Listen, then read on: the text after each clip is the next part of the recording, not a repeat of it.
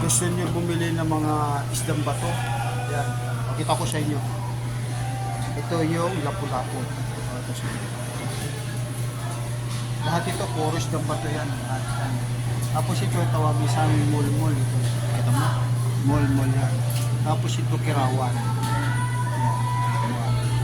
Tapos ito yung bigat, di ba? Malaki na ano. Ano pinakamasarap itong lutoy dito? Gata. Pinakamalaki yan. Ito lahat na pinakita ko sa inyo, puro nito isdang bato. Yan. Masasarap yan.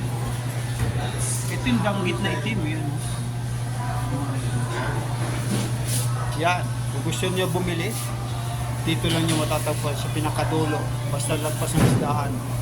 Pader na. Yan dito sa luto. Dito marami. Pagpipilihan nyo ito. Kung gusto nyo bumili. So, in-update ko lang kayo dahil dito sa... Nagtaas na bang ano? Nagtaas na ba yung presyo ng isda? Hindi pa rin. Mas bumaba daw yun. In-update ko lang kayo, mas bumaba mga isda kayo. Sana natin kalimutan. Maraming salamat po. Bye-bye.